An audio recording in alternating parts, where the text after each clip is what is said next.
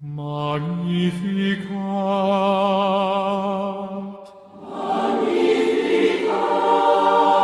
In the darkness of World War II, where fear had become the language of survival, there stood a man whose silence spoke louder than violence. His name was Father Maximilian Kolbe, a Catholic priest who had already spent his life preaching love, sacrifice, and faith in God. But nothing in his peaceful sermons could have fully prepared him for the horror of Auschwitz, the Nazi concentration camp where he was imprisoned. Inside the camp, life was stripped down to suffering.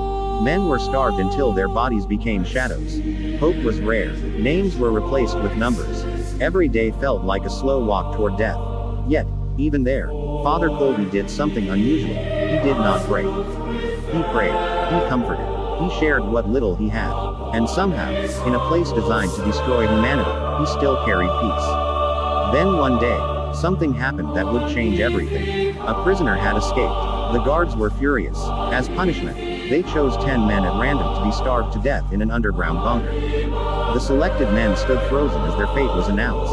Among them was a young father who suddenly cried out in despair. "I will never see my wife again. My children, I will never go home." His voice broke the heavy silence of the camp. And then something unexpected happened. Father Kolbe stepped forward, calmly, without fear. He spoke to the officer and made an impossible request. "I am a Catholic priest. I would like to take the place of this man." For a moment, even the soldiers were stunned. In a place where people fought desperately to live, this man was asking to die, for someone else. After a pause, the request was accepted.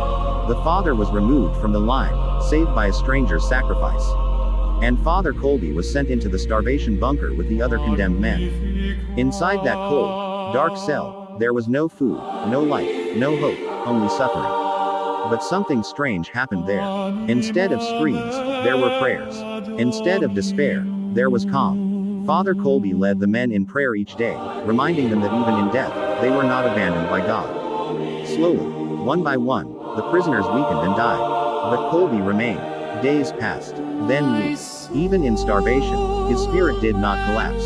Finally, when only he and a few others were left alive, the guards decided to end it. He was given a lethal injection. And in that final moment, witnesses said he remained peaceful, like a man ready to meet his God. Father Maximilian Kolbe did not die as a victim of war. He died as a witness of love.